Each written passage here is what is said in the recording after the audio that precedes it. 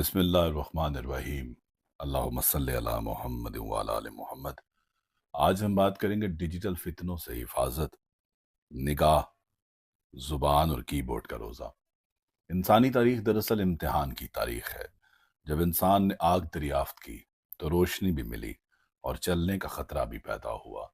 جب قلم ہاتھ میں آیا تو علم پھیلا، مگر گمراہی کے دروازے بھی کھلے۔ اور آج جب سکرین انسان کے ہاتھ میں آئی ہے تو دنیا سمٹ کر ہتھیلی پہ آ گئی ہے، مگر اسی ہتھیلی پر دل کا سکون بھی لرزنے لگا ہے۔ ہم جس عہد میں جی رہے ہیں وہ ڈیجیٹل دور ہے۔ یہ وہ دنیا ہے جو نظر نہیں آتی مگر اثر رکھتی ہے، جس کی دیواریں نہیں ہیں مگر اس کے اندر قید بھی ہو سکتے ہیں۔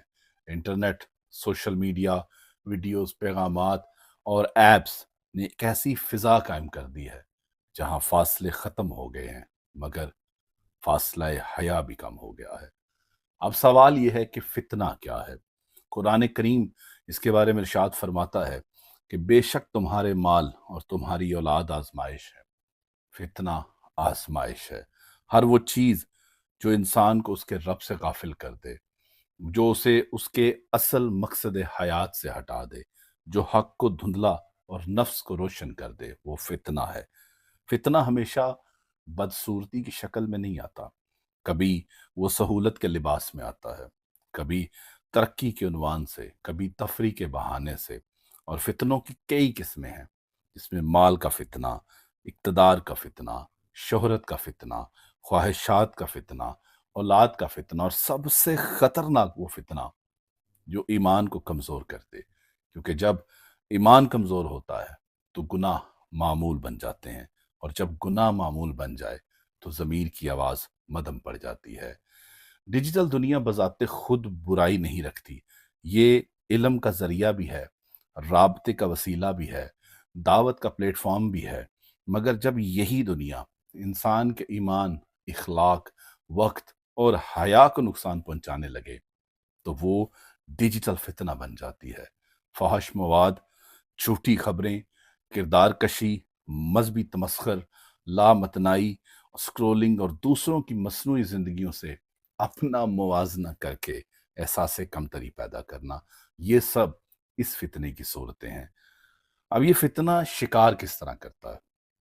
یہ دروازہ نگاہ سے کھلتا ہے، یہ دروازہ آپ کی آنکھ سے کھلتا ہے۔ ایک تصویر، ایک ویڈیو، ایک پیغام، اور دل کے اندر ایک بیج ڈال جاتا ہے۔ پھر الگورتھم انسان کی کمزوری کو پہچان لیتا ہے اور وہی مواد بار بار سامنے لاتا ہے، اور انسان سمجھتا ہے کہ وہ آزاد ہے، مگر در حقیقت وہ عادت کا غلام بن چکا ہوتا ہے۔ سب سے پہلے تجسس، پھر مشغولیت، پھر لت، اور پھر دل کی سختی۔ سب سے زیادہ اس فتنے کی زد میں نوجوان نسل ہے۔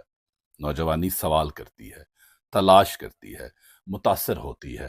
طالب علم تعلیم کے نام پر سکرین کے قریب آتے ہیں اور آہستہ آہستہ تفریح کی دنیا میں کھو جاتے ہیں۔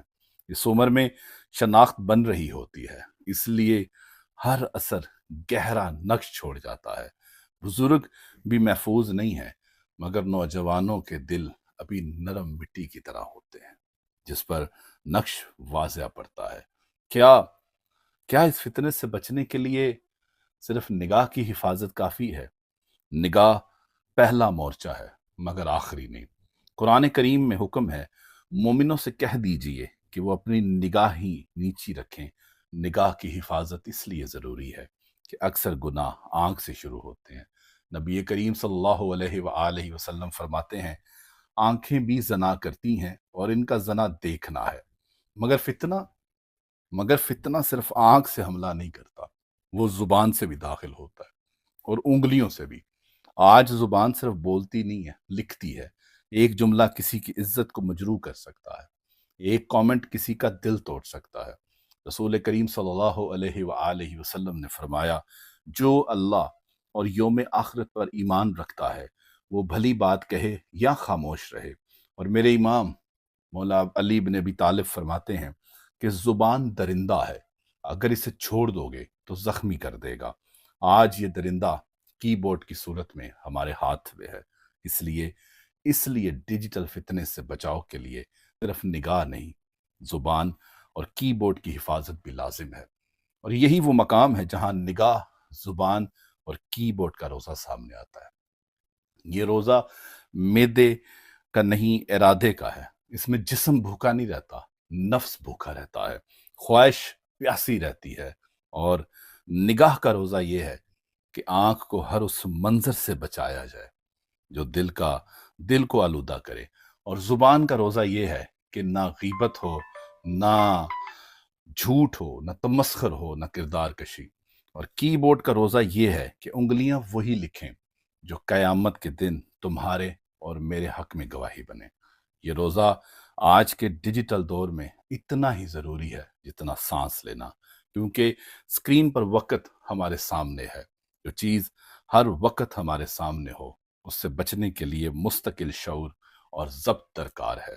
سب سے زیادہ اس کی ضرورت نوجوانوں کو ہے، کیونکہ ان کا مستقبل اسی ضبط پر تعمیر ہوگا۔ رمضان المبارک اس تربیت کا بہترین وقت ہے۔ یہ مہینہ ہمیں سکھاتا ہے کہ ہم خواہش کو روک سکتے ہیں۔ اگر ہم دن بھر حلال چیز بھی اللہ کے حکم سے چھوڑ سکتے ہیں تو حرام چیز کو چھوڑنا کیوں ناممکن ہے؟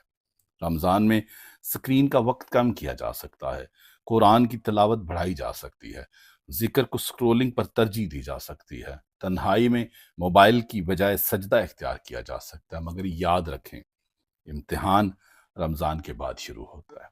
شیطان وقتی طور پہ کمزور ہوتا ہے، مگر نفس باقی رہتا ہے۔ اگر رمضان کو عادت سازی کا مہینہ بنا لیا جائے، اگر ہم نے اپنی ڈیجیٹل حدود مقرر کر لی، اگر ہم نے یہ طے کر لیا کہ ٹیکنالوجی ہماری خادم رہے گی، حاکم نہیں بنے گی، پھر یہ تحفظ رمضان کے بعد بھی قائم رہ سکتا ہے۔ واصف علی واصف فرماتے ہیں کہ اصل جنگ باہر کی سکرین سے نہیں، اندر کے نفس سے ہے۔ اگر اندر کا چراغ روشن ہو جائے تو باہر کی چمک دھوکہ نہیں دے سکتی۔ یاد رکھنا، یہ ڈیجیٹل دنیا رہے گی، سکرینیں رہیں گی، ایپس بدلتی رہیں گی، مگر سوال یہ ہے کہ میرا اور آپ کا دل کس کے ساتھ جڑا ہے؟ اگر دل اللہ کے ساتھ جڑا ہے تو یہی ڈیجیٹل دنیا دعوت، علم اور خیر کا ذریعہ بن سکتی ہے، اور اگر دل خواہش کے ساتھ جڑا ہے تو یہی دنیا گمراہی کا راستہ بن سکتی ہے۔ آئیں ہم آج یہ عہد کریں کہ ہم صرف پیٹ کا نہیں، آنکھ کا بھی روزہ رکھیں گے، صرف ہونٹوں کا نہیں، انگلیوں کا بھی روزہ رکھیں گے، کیونکہ آج تقوی کا امتحان خلوت کے کمرے میں روشن سکرین کے سامنے ہوتا ہے۔ اللہ ہمیں بصیرت دے، ہمارے دلوں کو اپنی یاد سے زندہ رکھے، ہماری نگاہوں کو پاک، ہماری زبانوں کو سچا، ہمارے کی بورڈ کو امانت دار بنائے، اور ہمیں محمد و آل محمد کے در کا گدا، محمد و آل محمد کے در کا نوکر، اور محمد و آل محمد کے در کا کمی بنائے۔ شکریہ۔